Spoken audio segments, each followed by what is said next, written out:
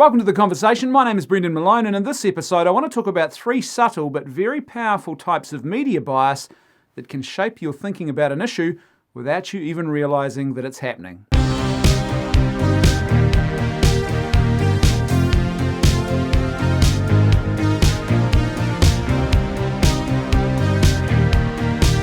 Before I get into the 3 types of subtle but very powerful media bias that you can encounter in the mainstream media today, I should sort of preface this episode by saying that not all journalists engage in this kind of conduct. There are still some journalists out there who are striving to do good journalism. They are striving to present a fair and balanced perspective on issues that matter. Sadly, those journalists seem to be getting smaller in number by the day, and we see more of the biased kind of journalism, but there are still journalists out there. Not all journalists are doing this. I should also say that not all bias on the part of journalists is necessarily intentional. It can be as simple as a journalist writing a story from their own worldview, falsely believing that their worldview is the sort of balanced, nuanced middle ground position, or even the right one, and that subtly but very powerfully shapes the way they frame and tell their story. So they're not necessarily thinking, I'm going to be biased in the way I present this story. The bias just comes out because they insert too much of themselves into the story and the way that they frame the story. So with that in mind, let's talk about the 3 subtle but very powerful types of media bias that you can encounter today and which can shape your views without even you necessarily realizing that it's actually happening. The first of these is the headline of a story. Now, this obviously applies more to print journalism or online stories that you might read in various different places. Now, what can happen with a headline is you can have a situation where the actual story itself, the body of the story, is very balanced and a very fair sort of overview of an issue or an incident, but the headline itself can be loaded in one direction or another. Let me give you an example of how this could happen. Let's imagine a scenario in which a new piece of scientific research has been published. It doesn't matter what it's about, but the way in which the headline framing that story is written can have a huge bearing on how we perceive and what we think about that research. So, if you are favourable towards a piece of research, you're probably going to write a headline that says something like, "New research confirms link between X and X," or "New research substantiates X," or "New research disproves myths about X." Now, if you are sceptical of that research and you are not in favour of it, then it's quite conceivable that a headline would be produced that might say something like, "Expert questions the validity of new research about X." Now you see how straight away it's as simple as the way in which that headline is written that actually creates the lens through which you will now view that research itself and the story about that particular research. I remember some years ago seeing a headline where the headline was absolutely atrocious.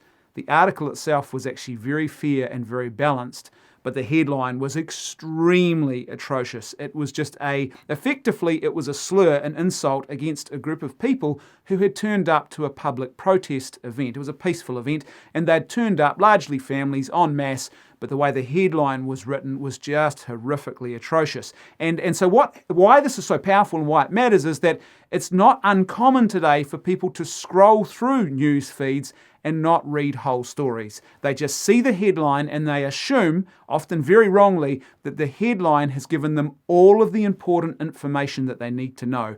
And in that case, the headline becomes a very, very powerful piece of media bias, even if the story itself doesn't contain much in the way of bias. The next type of media bias that you can encounter is what you'd probably call the structure of the story, the way that the story is presented, and this can apply to any sort of media where stories are being printed or broadcast. So, for example, is there balance in the story? Is it just one person who is being interviewed about their views and their opinions on a particular issue, and there's no voice, no opposing voice from the other side to actually counter that particular narrative or that view of the world? If so, that straight away is going to lack all balance. Is it a situation where perhaps you might see a discussion panel in a current affairs setting where you've got, say, 3 or 4 people on a panel, and only one of those people actually represents a particular view on an issue, and the other people, the rest of them, present the other view. Or maybe it's a situation where the host of the show actually joins in and effectively takes a side. Now, I would suggest to you in that sort of situation that good journalism would involve a host who plays the devil's advocate equally and fairly with both sides of a panel. They don't actually join in with the conversation as someone who is there to share an opinion. They maintain their role as the person who actually asks the questions and then scrutinises whoever it is and whatever views are coming out of their mouth. Is it the situation where there's not a balance in the way in which people are given the ability to actually speak their mind? Is there equal column inches or equal camera time given to both people representing two different views? So it's not enough to simply say, well, look, it was balanced because it had two people presenting two opposing views on an issue. Balance is about more than that, in fact. Balance is about, well, were those two people both given equal airtime? Were they both given equal column width? Here's a subtle but very powerful form of bias that can enter a story, and often you don't even realize, as I said, this is happening. Person A is interviewed about a topic, and so they start off sharing their view. And then the journalist interviews person B, and person B shares an opposing view on the issue. And then the journalist goes back and interviews person A again and effectively gives them a right of reply, but doesn't allow person B a second bite at the cherry as well. And so you have been directed to think about an issue in a particular way without even realizing it, as opposed to a situation where both sides are actually getting an equal amount of airtime to actually air their views, and that's done in a balanced way. Another form of this type of bias happens when you have a journalist who interviews person A, then interviews person B, and then goes back to person A and effectively gives them a literal right of reply. So the journalist takes the views that were expressed by person B, presents them to person A and says, well, what would you say about this? But then doesn't give person B a chance to actually reply in response to the reply that was given. So effectively what they're doing is they are slanting the story towards person A. The third and final type of bias that you will encounter is what's probably best known as psychological priming. So your psychology is being primed, and there's lots of different ways to do this within a story so that you are being encouraged to think about an issue or a person in a particular way. Now, there's lots of ways this can happen. One very common one is the adjectives that are used to describe a particular person or an issue. So if a journalist is writing a story, a legitimate story about, say, Marxism or the alt-right, it would be appropriate to see the terms Marxism and alt-right in a story about those kinds of issues. But very commonly today, we see those terms being used to describe people when they actually have nothing to do with the alt-right or with Marxism, and effectively they become a form of psychological priming, a way of making you think that a particular person is nefarious or an idea is nefarious by labeling it, giving it a political label prior to it being presented to you. That's a very, very common way of doing this. There's lots of other ways that adjectives can be used to actually prime you to think about an issue, like whether it's a majority or a minority view. Like, do they use words that present it as if it's a minority and sort of fringe position, when in actual fact that might not be the case at all? Or do they use adjectives that would sort of wrongly present it as being like a mainstream view? Once again, a minority or a majority is not really relevant when you're asking the question, what is true? Something is not true just because the majority believe it, and it's not false simply because the minority believe the opposite.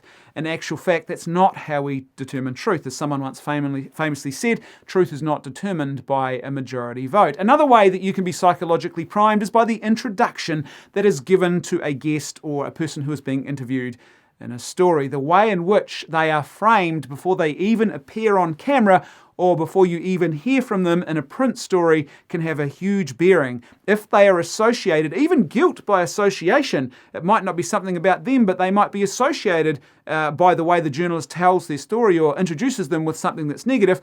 That negative association, that negative connotation is the lens through which you will view them initially and what they are about to say. It's a hugely prejudicial thing, and it's very, very easy to do that. One of the most common forms of psychological priming that we see is the problem of what's called, and it's a long-standing issue, what's been called editorializing, which is where not people who are writing op-eds or people who are hosting a commentary show like this one, but people who are supposed to be reporters, who are actually journalists and who are supposed to be engaging in journalism, but in actual fact they engage in editorializing in their story. So they don't just present to you facts and other people's views on issues, they editorialize themselves. They create and write sentences or they say things in their story which are opinions, and often their opinions on an issue or their opinions about which side they favour, or they're trying to point you in one particular direction over another. There's lots of ways this can happen. One of the very subtle ways this can happen, but it's very, very powerful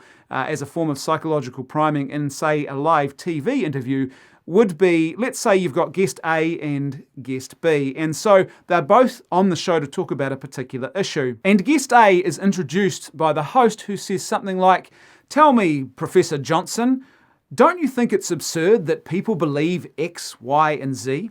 And then Professor Johnson, it doesn't matter what answer he gives, they then bring on their second guest, and the host says, "Tell me, Professor Smith, why do you believe X, Y, and Z?" Now, you've already been primed to believe that X, Y, and Z is an absurd proposition. And so when you first encounter the guest who is representing that view, your psychology has already been primed. There is a piece of editorializing that has gone on there, possibly without even you realizing it, that is shaping your view of that person and about what they are about to say. So there you go.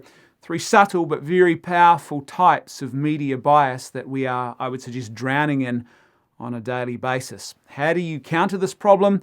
Well, as my old dad used to say about DIY jobs around the home, son, you always measure twice and cut once. And I think that's pretty sound advice here. So measure twice, cut once. Before you cut an opinion of your own about a particular issue and start sharing that with the world, measure twice. Measure the data, measure the facts, measure the different views. Try and canvass more than just one news source on a particular issue, and try and get yourself multiple different people who are talking to you about different issues, and people who are informed and have something of interest and of note to say about an issue, but who are not necessarily all coming at it from exactly the same direction. And then, once you've heard more of a story, then start cutting your opinion on a particular issue. And let me just finish by saying, imagine, to quote John Lennon, a world in which journalists were striving as much as is possible to present their stories about important issues with just the facts, with just the views of other people, no editorializing and no bias. Wouldn't that be a very, very different society that we live in right now? Thanks for watching this episode of The Conversation. Don't forget to like, share, and give this video a thumbs up. That all helps the channel. And wherever you're watching, please subscribe. If you're on YouTube, don't forget to hit the little notifications bell as well. That way you'll get updated about every new piece of content that we publish. A huge thank you to everyone who is supporting us at patreon.com/leftfootmedia. For as little as $1 a month, you can help to ensure that this great content keeps happening. So that's patreon.com/leftfootmedia, as little as $1 a month or as much as you'd like to contribute. And a huge thank you, as I said, to everyone who made today's episode possible. You guys are awesome. I'll see you next time on The Conversation.